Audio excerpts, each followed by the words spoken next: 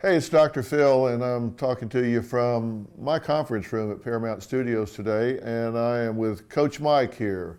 Mike Baer, you were introduced to him this season on the show because he's agreed to help me with a lot of the folks that we're working with this season. And he and I were having lunch, and we were talking about this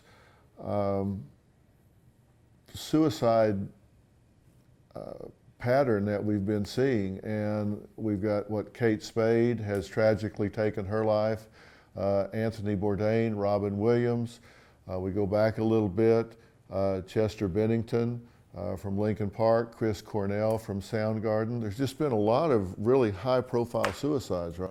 There's been a lot, and I think a lot of people are confused and looking for some answers. You know, one of the things that I get asked a lot is this really happening more, or is it just that because we've got the internet and there's so much going on coverage-wise that we're just hearing about it more, or is it really happening more?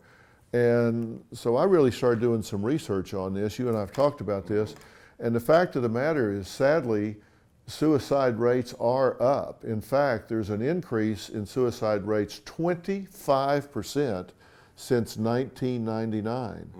And that's a lot in 18, 19 years. That's a big jump, don't you think?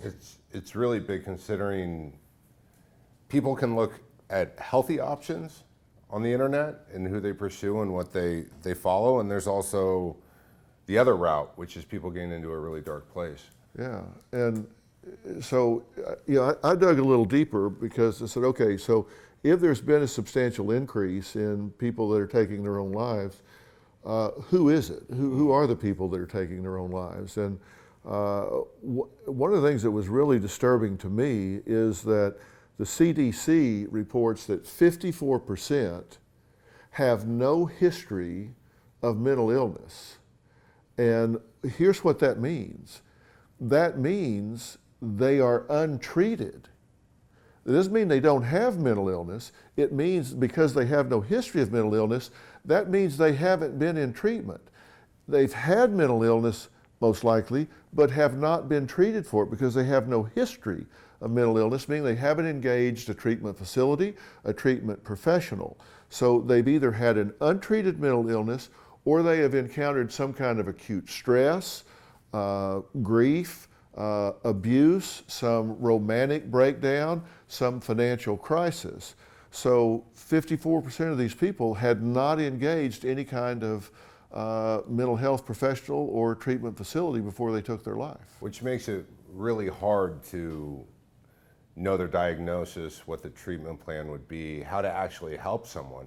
You know, a lot of people out there have friends who they may be concerned about and they don't know how to talk to them.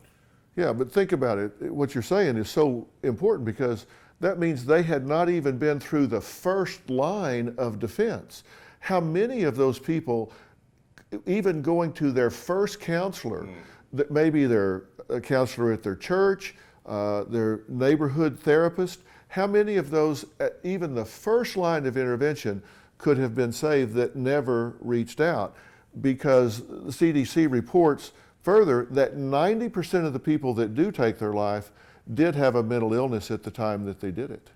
Yeah. 90% of them were not mentally healthy when they did it, which means it wasn't a rational decision.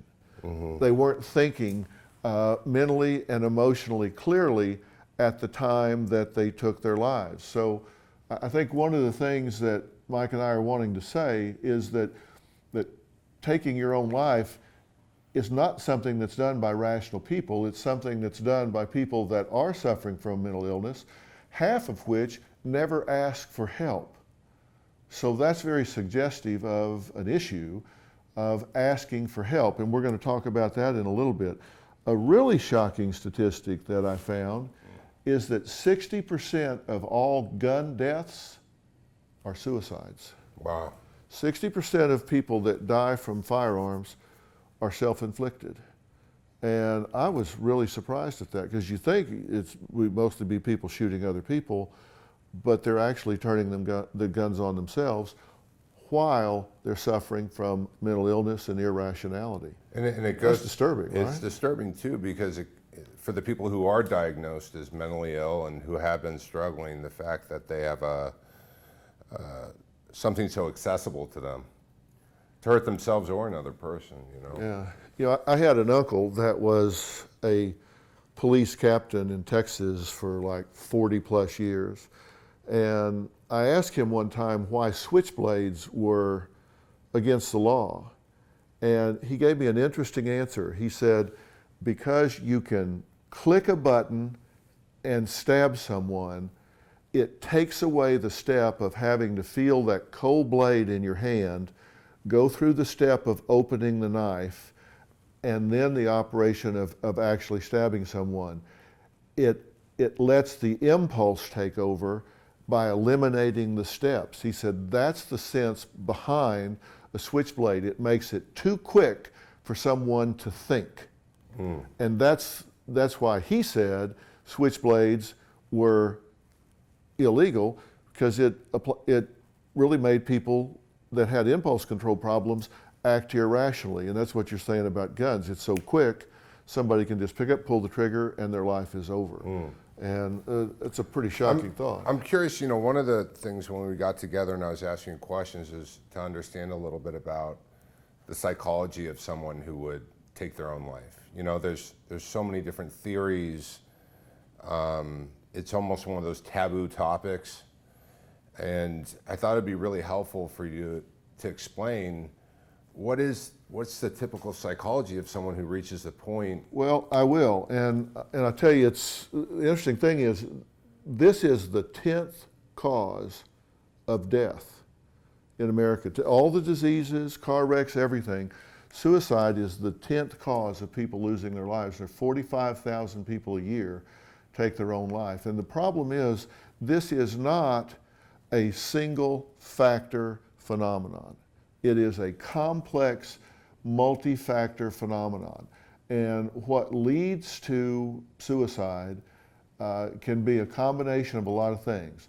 Often it involves problems with relationships, it involves problems with drugs, it involves problems with sickness, where someone is terminally ill or they have a sickness that creates a lot of pain and they lose hope. It involves people that have career issues, problems with their job. It involves people that have tremendous financial burdens and they don't think they can get out from under them, or they have big legal problems where they're criminal or civil, but they just feel that they're just completely overwhelmed. And those are some of the complex factors that lead to them and that lead to the decision for suicide. That's not so much about what they talk about with themselves. And I tell you what, we've been on for a while, so I want to do this a couple of more times. What I want to do next, the next time we sit down and talk, I want to talk about what are the warning signs of somebody that is at risk for suicide, whether it's you or somebody you love. And then I also want to talk about what to do about it when you recognize it. So what do you say we do that the next couple of times we sit down? Let's do it. Okay, we're going to be talking about this in the future as well.